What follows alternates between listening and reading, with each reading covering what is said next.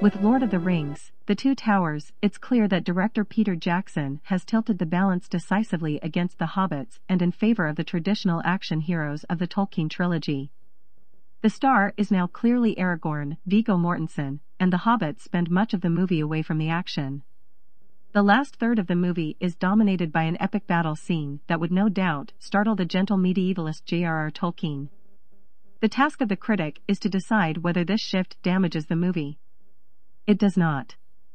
The Two Towers is one of the most spectacular swashbucklers ever made, and, given current audience tastes in violence, may well be more popular than the first installment, The Fellowship of the Ring. It is not faithful to the spirit of Tolkien and misplaces much of the charm and whimsy of the books, but it stands on its own as a visionary thriller. I complained in my review of the first film that the hobbits had been shortchanged, but with this second film I must accept that as a given, and go on from there. Advertisement. The Two Towers is a rousing adventure, a skillful marriage of special effects and computer animation, and it contains sequences of breathtaking beauty. It also gives us, in a character named the Golem, one of the most engaging and convincing CGI creatures I've seen. The Golem was long in possession of the ring, now entrusted to Frodo, and misses it, my precious, most painfully, but he has a split personality and, in between spells when his dark side takes over, serves as a guide and companion for Frodo, Elijah Wood, and Sam, Sean Astin. His body language is a choreography of ingratiation and distortion.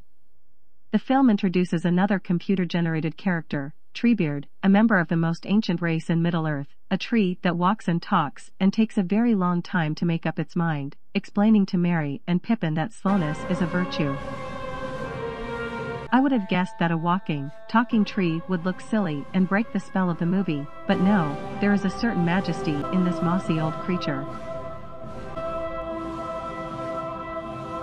The film opens with a brief reprise of the great battle between Gandalf, Ian McKellen, and Balrog, the monster made of fire and smoke, and is faithful to the ancient tradition of movie serials by showing us that victory is snatched from certain death, as Gandalf extinguishes the creature and becomes in the process Gandalf the White.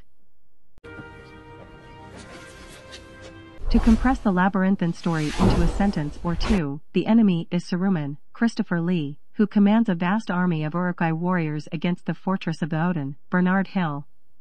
Aragorn joins bravely in the fray, but the real heroes are the computer effects, which create the castle, landscape, armies, and most of the action.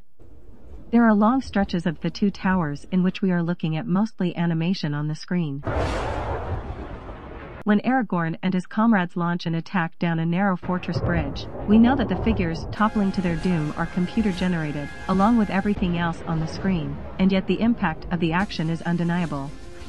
Peter Jackson, like some of the great silent directors, is unafraid to use his entire screen to present images of wide scope and great complexity. He paints in the corners.